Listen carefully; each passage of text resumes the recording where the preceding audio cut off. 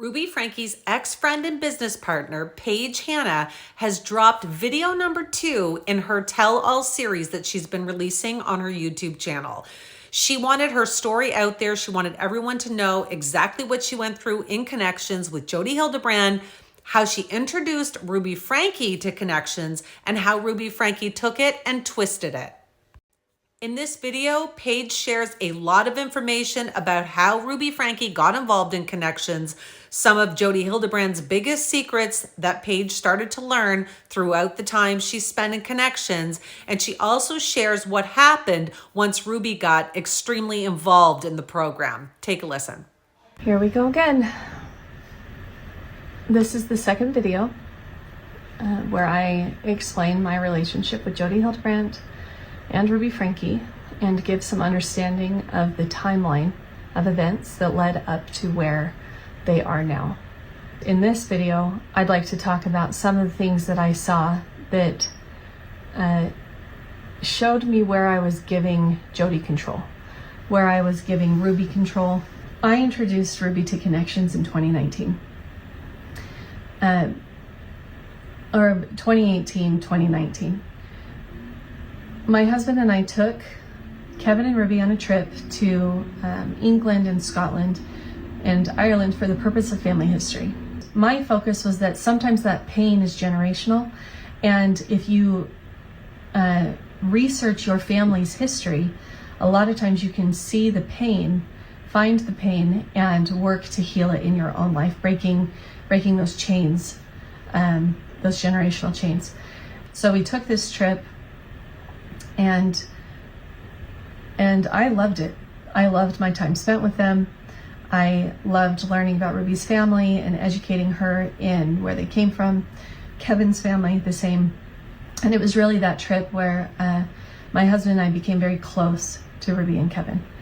On that trip that Kevin referenced in one of his police recordings, we did talk a lot about Connections. I believe at that point Ruby had already been seeing Jodi as a therapist. I do recall Kevin saying, "This is a cult." And if you had looked at Jodi's Google reviews, there were a lot of people on there that also said this was a cult. In my ignorance, I didn't know what a cult was, and I didn't know how a cult functioned. Here's some key things that I've since learned. A cult has one person at the top who is the exception to the teachings that they teach. Jodi, first of all, didn't share her private information, so and not many of us asked at the beginning. You know, in a parenting class, now would I ask? Absolutely. But at the time, she spoke in terms of parenting as if her children were still a part of her life. She spoke. It was a parenting class, so she rarely spoke on marriage, but it was known that she was divorced, but it was alluded to that it wasn't her fault. Obviously that changed over time as I started paying closer attention and watching things. I didn't recognize that Jodi was the exception to her teachings for a few years. Jodi was also masterful at giving a 10% truth that she could tell and letting you fill in the gaps. So you were telling yourself the story that you wanted to hear. You've got to recognize the inconsistencies with the teachings. And it took me a really long time. If I could help you at this point, look at who you follow. Look at who you're married to. Look at your close relationships and see if they live in line with what they state to believe. If they don't, then don't give them power over you. Don't let their opinions be the one to sway you. That's right, you have to go find a higher source of power than yourself that you can rely on as a gauge, as, you know, the spindle on your compass pointing north. Now, Jodi had become north for me. And a big part of the reason she had become north was because she's a licensed therapist. I took that term as being a licensed therapist as she was qualified, that she knew more than me, and therefore I was less than her. When Ruby came on into Connections and Kevin was like, no, this is a cult, we just kind of laughed about it, because it was like, oh, he just doesn't want to look, or he just doesn't want to heal what? I have no idea. But those were the judgments that were passed by Jodi, demonstrated by Jodi, and easy to pick up. Because this had helped me and Johnny, then we were like, no, it really is good. Look this, look that, look this. And so Kevin was willing to give it a try. So in 2020, our friendship with the Frankies grew. I only met their children once and never heard, I didn't watch their YouTube channel, so I wasn't aware of any practices parenting practices that Ruby did that I thought were glaring. I was aware that she'd sent one of her children to Anasazi, and where that could have been alarming, I had a lot of friends. I knew a lot of people in my high school who had also utilized this program that was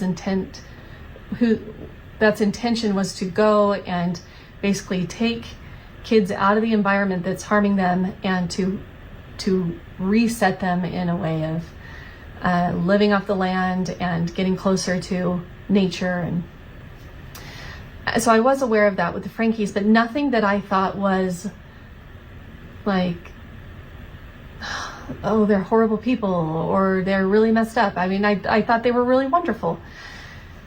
And continued this relationship, right? Continued with them in a friendship, and continued with Jodi in working in business, trying to grow Connections, working, learning to be a coach, because I thought, yeah, why not get certified in this? I know it really well. I practice a lot of it. I know it can benefit others. And this was in 2020. Sorry, I want to make sure this is accurate. How this came about. Jodi started confiding in me. We would have business calls, and then she would confide in me about having horrific nightmares. She said she wasn't sleeping, and when I asked the nature of these nightmares, they were out of a horror movie. I didn't understand them. I knew I wasn't qualified to help with them, but I just saw it as like she needed somebody to talk to. She needed someone to talk to express these to, and must have trusted me enough as a friend to explain it. One thing that was always common and present in these nightmares was that Satan himself was out to get her. And knowing what I know now about narcissists and how narcissists project, and also have these grandiose views of themselves, I can see that instead of it just being like a stranger out to get her or evil out to get her, it was like Satan himself, like the father of all evil is out to get her. And yes, I thought it was weird. It was one of those red flags where I was like, yeah, I see this as a red flag, but I don't know what to do with it. I don't know how to make sense of it. Now, she, like I said, she'd give you a 10% truth and then let you fill in the gaps. And so a lot of these stories, a lot of the things she shared with people was to get you to sympathize for her and want to help her in some way. So she's struggling and she can't sleep and she's trying so hard to help others, and she's really a victim to this job that she has, but she's so good and she's so noble to keep working. Was the constant theme of what she preached to people. Anybody who stayed within her program long enough, the ones that she really had locked in, that she was bleeding for money and power, can attest to that pattern. I never once saw her ask for help. I only saw her state a problem and be upset and be like this, like victim-y and whiny, until somebody was like, well, this is what we could do. Well, this is how we could help. And nobody was worse than that, than my husband and I. By the end of 2020, I was telling my husband, like, we give her advice all day long. We set up strategy meetings. We talk about different ways she could move to grow this program. And over, I just started seeing this cycle of no movement. And then I was starting to get agitated with it. Now, that red flag should have been enough for me to start going, why do I feel off? Why is this something I keep giving time to over and over and over, and there's no change? And she's living as the exception to her teachings with this victim mindset, this everyone's out to get me, or Satan himself is out to get me, and I'm the only one that can do this. She had become more important than me. She'd become more important than my family. And while I thought I was doing this amazing job with my kids, the amount of time that she was taking,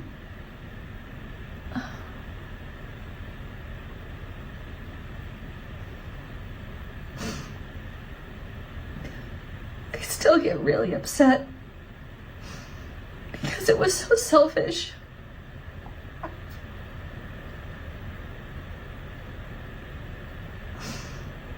I still feel really angry. Angry at myself for not seeing it.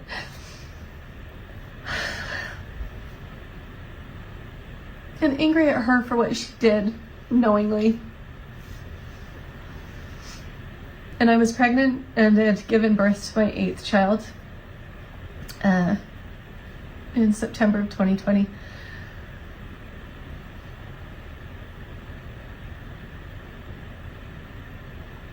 I think she could feel my agitation. I think she could feel that behind these phone calls, where Johnny and I were trying so hard to come up with a plan for these coaches that were getting trained. You know, we had discussed the best business models over and over and over, and we were trying to do what's best for these women who were going to utilize these things as part of their livelihood.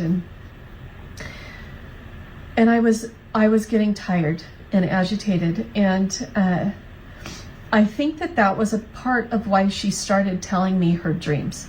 I think that's why she started expressing her personal life to me, to get a hook in to my heart, to control how I viewed her as this poor woman who's all alone in the world, who's just trying to lead people to truth.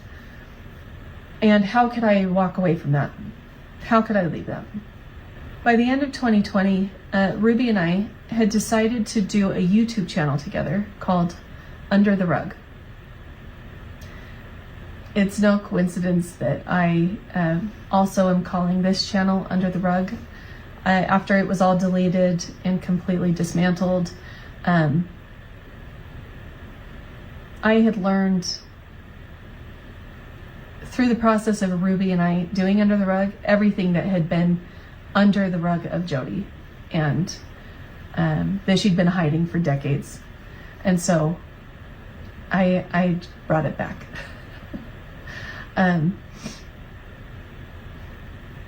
When Ruby and I were putting this together, I had already seen how Ruby utilized these teachings and how harsh they were. I was taken aback many times by the lack of compassion that I had heard in how she shared the things that we were both learning. You know, it was the evidence that two people can hear the same thing and interpret it entirely different. And as we were doing this channel, I thought I would be able to help her see how these are beneficial through the lens of love, rather than the lens of control. Ruby and I had been talking about a woman that she'd been working with. She was sponsoring her through the 12-step program, I believe. That was something that was very common in connections, even if you weren't addicted to a substance. You know, you could be addicted to denial, you could be addicted to living in victim or some other stupid term. And she'd been helping this woman. And I remember a conversation where she said that she was going to drop sponsoring this woman, because she had the goal to do her dishes before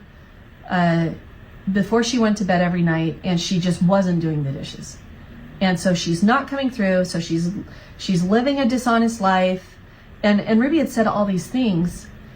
And I said, how do you know that woman wasn't abused in front of the kitchen sink every single day as a child?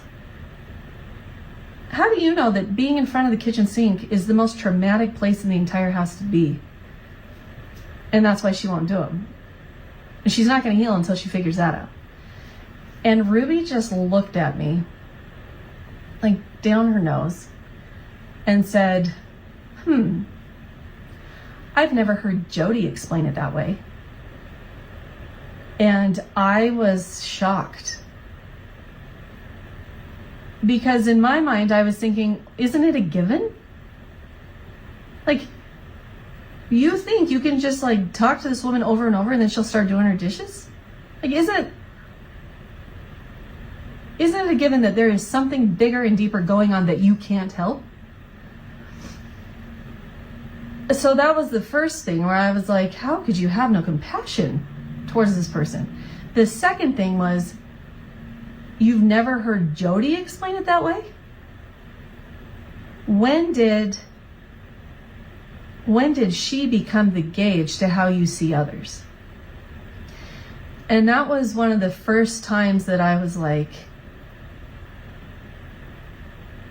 who am I relying on for information? We had this YouTube channel that was about to begin in January, Under the Rug. I had started being agitated with the amount of time that we were putting into this program.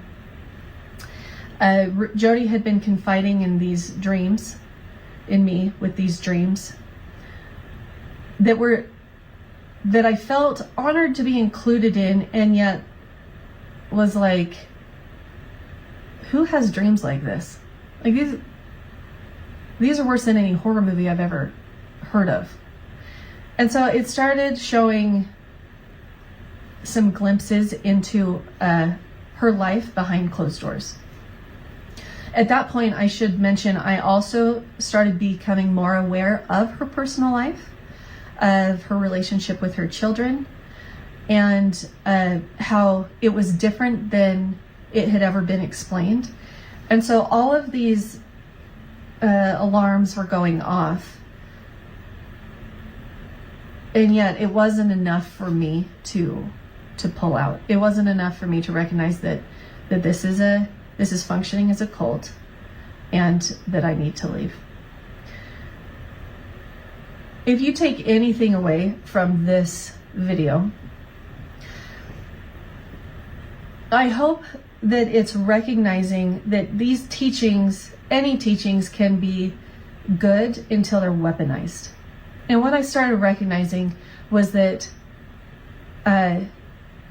these teachings were being weaponized more often within how Jodi taught them, more often than they were being like a ladder out of a pit. Instead of lowering down a ladder, somebody who's suffering in a hole, it was standing at the top and saying, well, you got yourself in there. How are you going to get yourself out? You have all the tools. What are you going to do? And it intellectualized this whole process and removed feeling from it.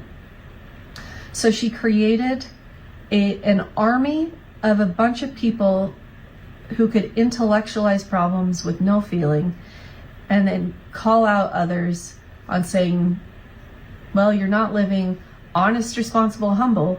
You're in denial of your distortion and you don't want to look at it. And it was a very unloving, unkind, and unsafe place. She had turned everything into a weapon long before. I mean, with Jodi Hildebrandt, she weaponized her teachings with Jodi Hildebrandt, so she already knew how to do it. But it took a long time for her to lay the foundation to get somebody up out of the pain they were in, and then to turn them into a weapon to go out and judge others. Ruby took to weaponizing these principles straight out of the gate, and I didn't know that.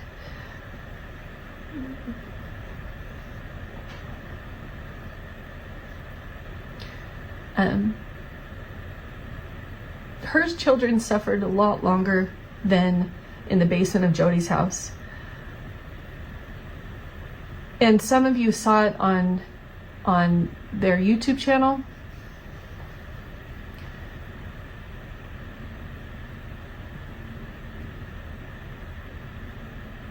But you could only see a part of it.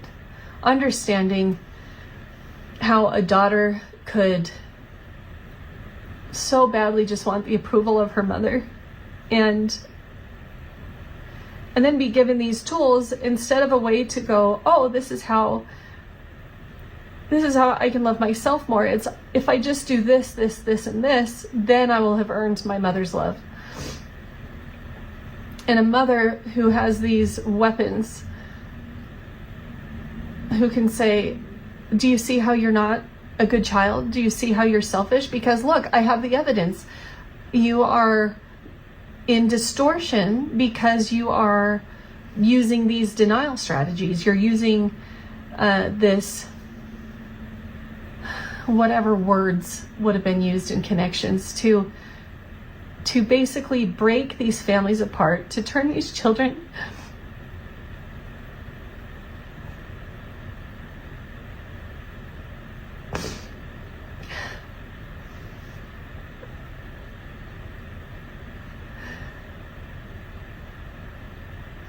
into these little people who just want love, who just want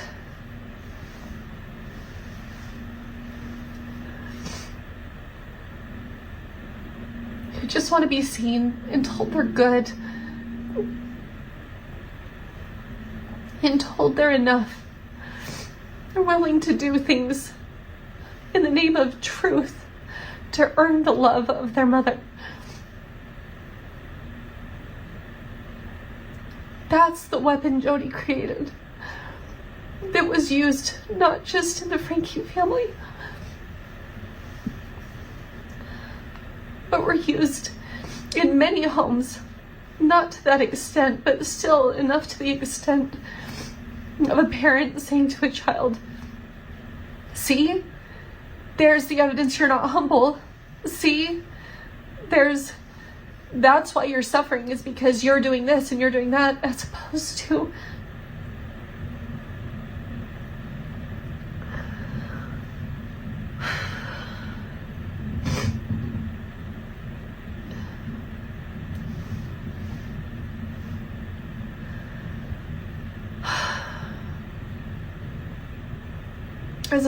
a home full of love and full of forgiveness and full of understanding, full of the ability to recognize that we're all weak, that we're all suffering in some way. And so if your husband lashes out, it's from a place of pain. If your child is just knowingly being obstinate, they just need love. They need a consistent form, a consistent parent who's saying, I'm not going to go anywhere, and I can tell you're having a hard time. I thought that these teachings lent to that kind of home. And I think they could have, if the motive of the people using them could hold them in that light. But too many people who were good and full of light were like, no, thank you, I'm out, because they could feel something off. But a lot of the people that stayed in it enjoyed the control that those teachings gave over others, enjoyed the position of, see, I'm above you because I know these things and you don't. And I am guilty of that kind of pride. So how do you not join a cult? Look at the teachings. Is one person at the top controlling everything and holding all the power for themselves? And do they live as the exception to their own teachings? And are those teachings utilized as weapons more often than they are in light? That's an individual question. Ultimately, how to not join a cult is to have the ability to look at yourself in depth, very clearly, and know what you stand for, what you believe, why you believe it, and how strong you are in it, that you're not willing to bend it for somebody who just comes along and has a good sales pitch.